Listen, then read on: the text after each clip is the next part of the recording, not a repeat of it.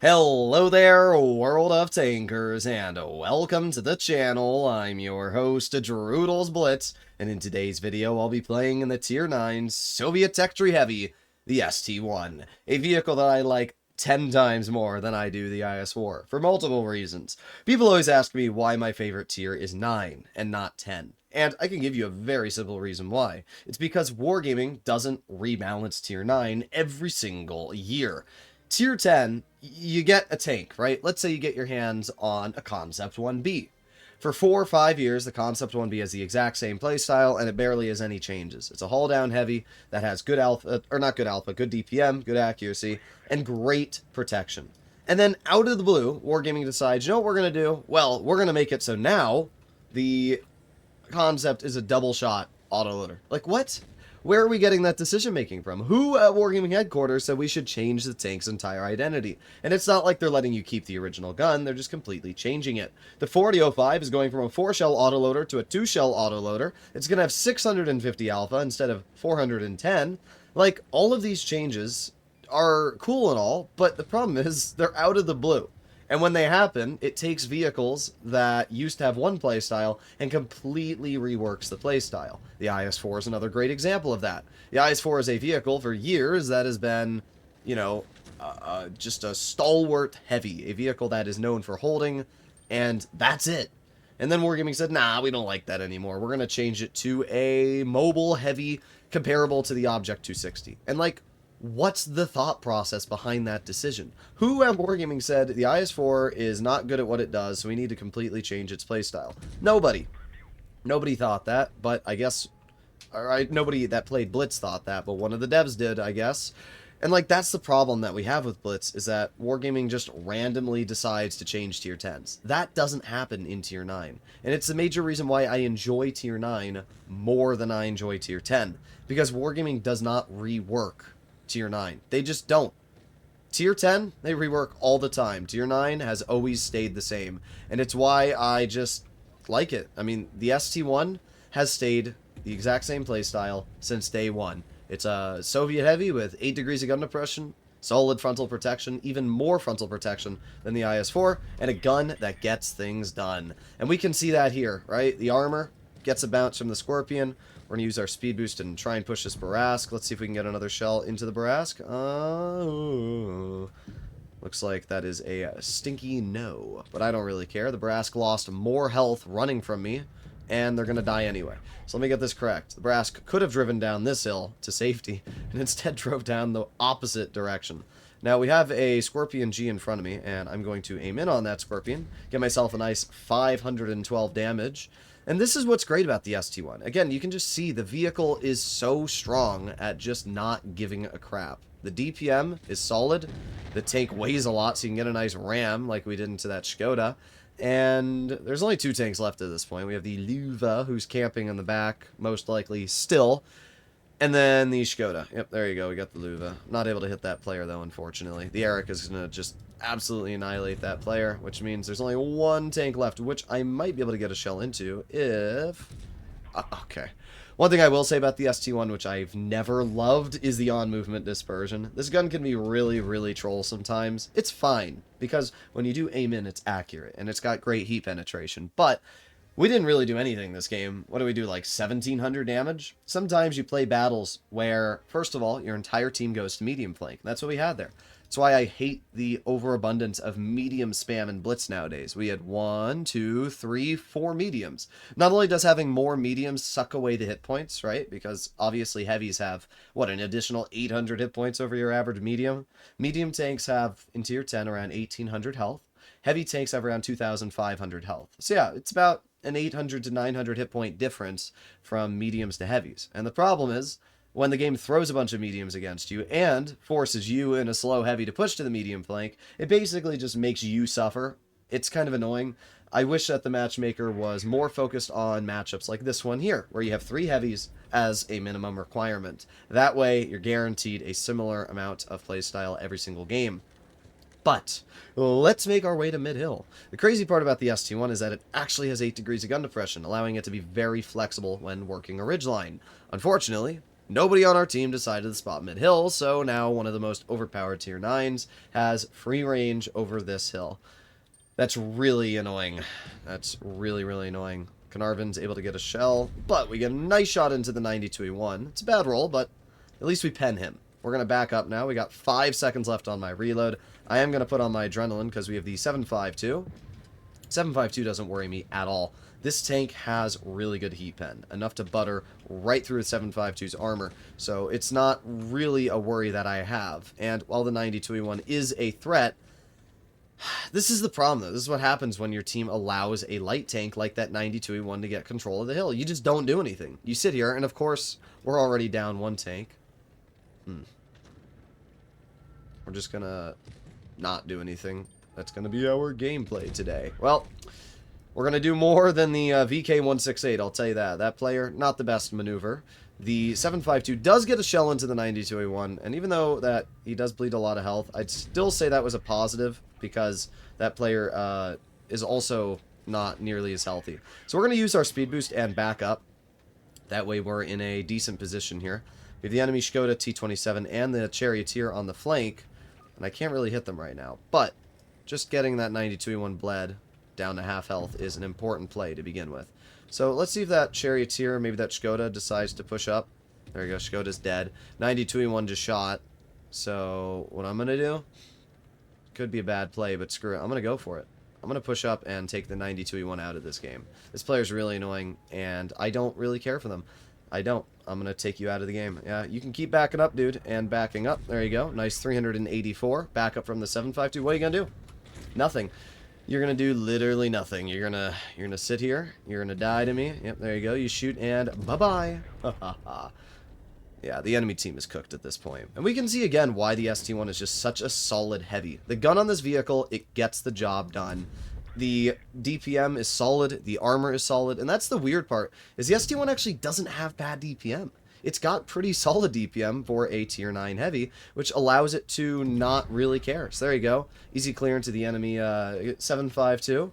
Now we're going to reposition over here. We have the Carnarvon, who pens me for a pretty high roll of 281, but I really don't care. Okay, well, I care when my shell misses the flat hull. As I said, the on-movement dispersion of this tank is not very good, but I don't really care about the Carnarvon because I wanted to get damage into this Waffenträger over here, so let's see if we can get one shell into this player. Hello? Oh, they do kill my 7.52, and now they're going to run away. Oh, they have 20 health, bruh. I didn't realize our team annihilated that player. But we did good this game. We did 2,700 damage. We assisted 1,700 by spotting the hill. And I think the play that we made to focus CT92E1 was by far the most important game-winning play possible. With the damage combined, we did a lot. And it was a tier 8 game after all, so I can't expect to get a crazy game in tier 8. But you're definitely seeing where the ST1 is nice, right? I mean, the gun is really good. The DPM is solid. And the armor, especially when you're able to use that gun depression, is incredibly dangerous. In fact, while we're waiting to load into a battle here, I can showcase the armor profile of this tank. And it's flat better than the IS-4 on the upper plate. Look at this. IS-4 is about 240 millimeters on the upper plate. The ST1 at the same angle is about 260. 265 to 280. So it's just a flat, better armor profile. And the turret as well for the ST1 is incredibly strong. I mean, yes, you do have this weak point here, and you do have a hatch, but the hatch is around 250.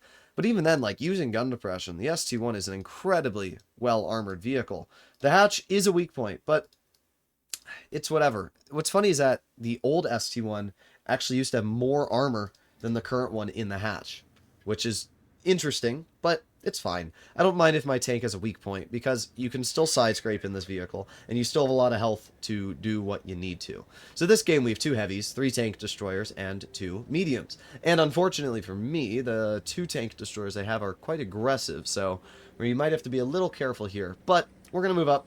You can see that the super speed boost on this tank is quite nice, because the ST1's power to weight ratio is terrible. So if you use the super speed boost, it'll allow you to get up to speed, and then you can use that speed to actually get in the position. And we can see that here. I'm already up to 36, 37 kilometers per hour. And we're into position already. We got the enemy a mill, which we get a nice 406 damage shot into. And as I expected, the enemy WZ-111 is pushing up. But we are already in a totally fine position here. I'm going to poke this, aiming on the WZ. There you go. Nice 440 into that tank.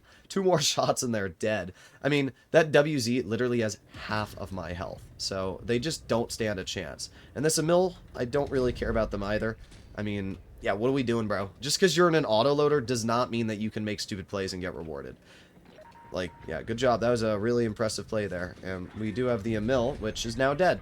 Like, I don't understand why these players think these are ever going to benefit them. Like, I just don't understand. And this WZ here, too, like, bro is actively pushing into a tank that has 1,300 more health in it right now. Kampfpanzer misses me. You're cooked. Your game's over. I would love to be able to shoot the KPZ. Oh, there we go. We got the Astron. Let's see. I'm going to put on my super speed boost and turn my tank. One of the things that is nice about super speed boost is it gives you a mobility buff on traverse speed as well. So let's use those 7 remaining seconds for our acceleration to get up to speed. There we go, 32, 33, not bad. We were able to reach a decent rate of speed. We are already up to 2,400 damage in this game, which is pretty nice. We have the ISU-130, which you get a nice 387 into, and not sure why they loaded premium AP, let alone standard, because they probably wouldn't have penned me with either. But we're just going to angle our tank, and there you go. We get a bounce. Going to aim it on the ISU. Why are you poking me? Oh, okay. Okay, thank you, Wargaming. As I mentioned, the gun on the ST1 is sometimes very irritating. It's not a bad gun at all. It's just sometimes it misses shots that it shouldn't, and that can be a bit frustrating. But thankfully, the tank still doesn't struggle. We are up to 3,200 damage. I do have a dead driver, though, so there's no way I'm going to be able to deal any more this game. But this was definitely a good example to showcase the pushing potential this vehicle has, right? I mean, the Emil 2 tried to YOLO me, died like a bozo. WZ1, 11 GFT tried to kill me, didn't. Then we have the Kampfpanzer. Like, it's just the fact that this thing has so much health, and we blocked 1,800, so reliably we had over 4,000 health this game. There's no way we would have blocked that much in the IS-4. And sure, the IS-4 has the DPM, but sometimes it's nice just to drive a tank because it has armor, and it has reliability. That's why I like the SC1, because it has that armor, and it has that reliability to get the job done. So let's do one final game in this vehicle and see how it plays. I can tell you that it'll probably go fine. We haven't fought tier 10s, which I guess is pretty lucky, but I don't mind fighting tier 10s in this tank, because it does a good job against any tier it fights, whether it's tier 10, whether it's tier 8. The gun doesn't struggle on pen with 360 millimeters of gold. The armor is good enough to get the job done in any tier, and the fact that it has 8 degrees of gun depression actually makes it very flexible, unlike the IS-4, which only has 6 degrees of gun depression. So here we are on Desert Sands. We have a Type 5 Heavy, we have a Tortoise, and an M6 Yo. That's actually a really scary lineup. The Tortoise doesn't necessarily scare me, but the Type 5, that is a nasty tank with obviously an insane amount of alpha damage.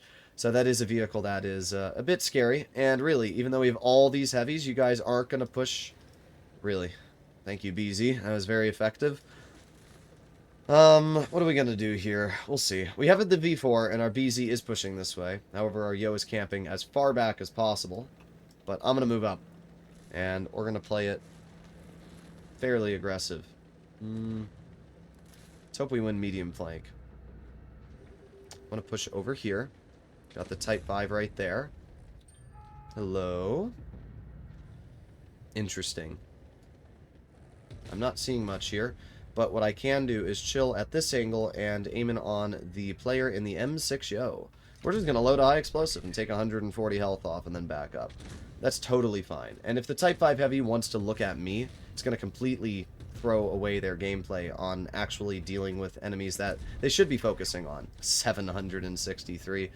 Yeah, that tank's good for the game, guys. I mean, obviously they're on reload, and while they do deal a lot of damage, I mean, go ahead and tunnel me, dude. You're not going to win. I don't care. I'll just back up. I mean, yeah, good job. Okay.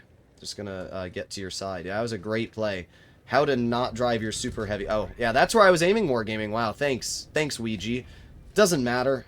Type 5 bounces me, and they're not gonna do anything to me. I'll just sit here.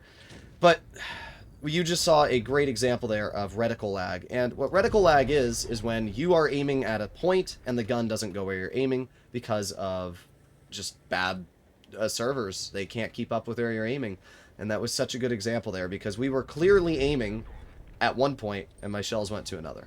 So what are we going to do now? I'm going to ignore the O, and we are going to push the tortoise. There you go. The tortoise bounces me, and then we're going to pen him in the upper plate. Get the clear for 298 damage. See if we can get the Yo cleared if our team doesn't get him. There you go. Nice. So this game, we haven't done anything amazing. We're at 1500 damage. But again, we're not struggling. We took out a Type 5 Heavy who thought they could get away with bullying a Tier 9. And now we push the Centurion and the 62A, and we're at a really solid result. Like, yeah, the ST1 is just a nice tank, as we can see. And as I mentioned, there's nothing that's, like, stand out amazing about the vehicle. It's just that it... God, this gun, though, dude. Sometimes this tank does get me frustrated because of the gun. But what I was saying is that, in general, because the armor is reliable, because the gun is reliable most of the time, not all the time, as you saw in that 62, but because of the reliability this vehicle has in most regards, it is a very enjoyable tank to drive. Get a nice 450 damage high explosive into the rear of the Centurion, and all that leaves us with is the Centurion, but he's dead now. Either way, another good game. 2,450 damage, we blocked 1,400, and we had a really easy victory. All of these games are steamrolls. We had one game where we were able to deal over 3k, but, you know, when you're in a slower heavy, especially a vehicle with a power-to-weight ratio as bad as the ST1, it can be sometimes hard to get out damage, but at the end of the day, it's not hard to win with this tank. It has a great gun, it has great holding potential, and the fact that it can sit there against tier 10s and easily get the job done shows just why the ST1 is a beast. So let me know in the comments what you guys think. Are you excited that the IS-4 is turning into the OG heavy it used to be, or do you still want more? Either way, hopefully you enjoyed today's video. I'll see you all in the next one. Bye-bye!